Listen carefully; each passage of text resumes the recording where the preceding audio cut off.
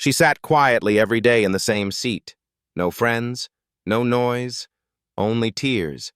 And when he looked under her seat, what he found made him gasp so loudly he almost forgot to breathe. And it was just the beginning. Walter Harmon had never expected to return to work after retirement, much less behind the wheel of a school bus. But life has a funny way of surprising you when you least expect it. At 62, after decades as a mechanic, he craved routine. Something to give his days structure after a lifetime under hoods and beneath grease-stained engines.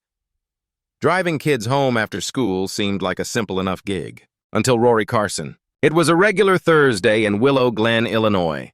The bus was loud with chatter teenagers talking about exams, crushes, TikTok drama.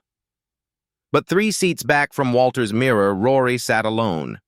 Always the same spot, always the same silence, and always the same tears. He first noticed it on a Monday. Just a few tears wiped away quickly. But by Wednesday, it was sobs, silent, hunched trembling. On Thursday, she dropped something under her seat, a soft metallic clang. She quickly said it was a tissue, but Walter's gut told him it wasn't. Rory was new 2 weeks at Willow Glen Intermediate. Her name was neatly written on his clipboard, 9th grade. Barely a whisper in the wind of louder students. That Thursday, after the last student stepped off the bus, Walter decided he couldn't ignore it anymore. He stopped in front of her house, a faded blue 2-story on the corner of Maple Drive. She moved like a ghost with a pink backpack, eyes red, shoulders folded in on themselves. As she stepped off the bus, Walter followed her. "Why are you following me?" she asked, her voice brittle. "I just wanted to talk to your parents," he said gently. "You seem upset." "No need," she said too fast. "It's just school. I miss my old friends." The front door opened. A man stepped out. Sharp jaw, cold eyes. "Rory," he called. "Come inside." Rory hesitated for a split second, long enough to look at Walter with eyes that screamed something she wouldn't say. The man introduced himself, Greg Whitmore, her stepfather. When Walter expressed concern about Rory's tears, Greg's explanation was simple. Her grandmother died recently. They were close. She's just grieving. Walter nodded. "I'm sorry to hear that." But as he walked away, something about Greg's tone lingered. Too polished. Too quick. Too clean. Back at the bus depot, Walter went through his usual end-of-day routine, clearing trash, checking seats. When he got to Rory's, he crouched slowly, knees creaking like an old barn door. He found it, tucked behind the vent, a small blister pack. Pink pills. Birth control. Walter stared at them, breath caught in his throat. A girl barely 14, hiding birth control under her bus seat. He took photos, sent them to the principal, called. No answer, no urgency. So Walter did what no one else seemed willing to do. He drove to her house. No one answered.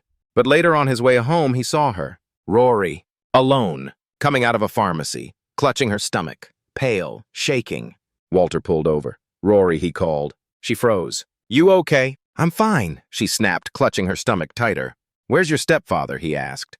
"That's not your business." She took a step back, and then loudly enough for strangers nearby to hear, "He scares me." A couple intervened, asked Walter to leave. He backed off. He wasn't angry. He was terrified. Moments later, she vomited into a trash bin. Something was very, very wrong. He followed her to a liquor store. She went inside. Moments later, Greg emerged. He worked there. They left together. Walter followed.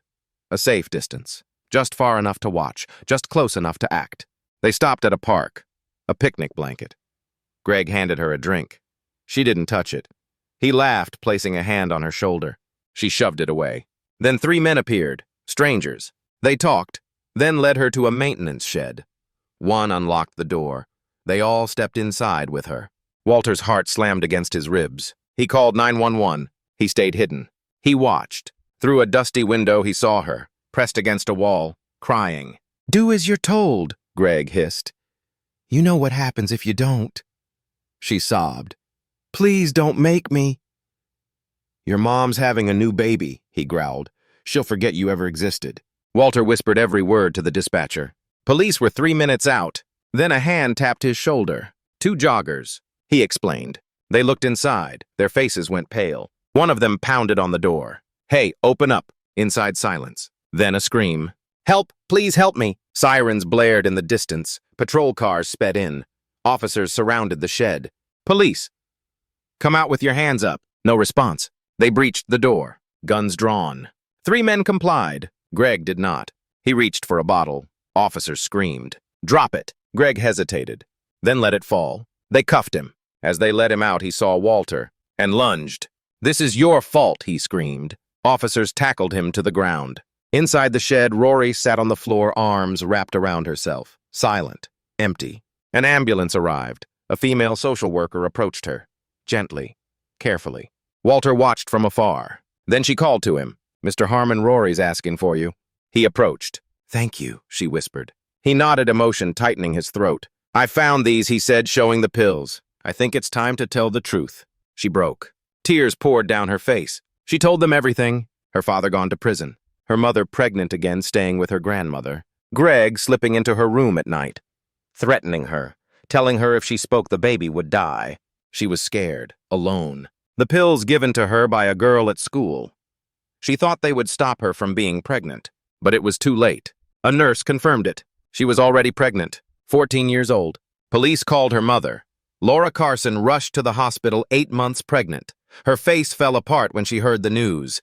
Her mother, Rory's grandmother, raged, promised justice. Dr. Chen explained the options. Termination, counseling, medical care.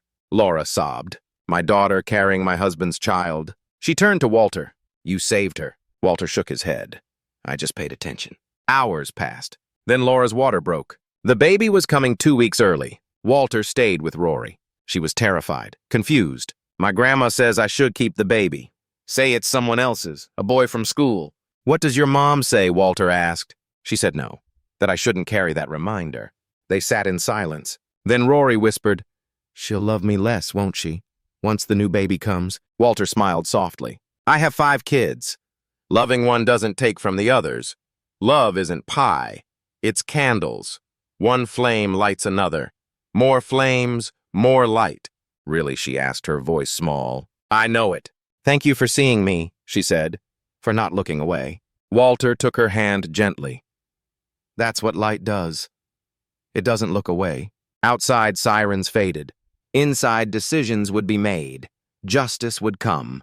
Pain would take time. But Rory Carson was no longer invisible, and one man's quiet courage had changed everything. If this story moved, you don't scroll past it. Like the video to help others see it. Share your thoughts in the comments. Someone out there might need your words today. And subscribe to Tim's Stories for more true stories of courage, compassion, and everyday heroes who refuse to look away. Because sometimes, noticing the quietest cry can save a life. Thank you for watching.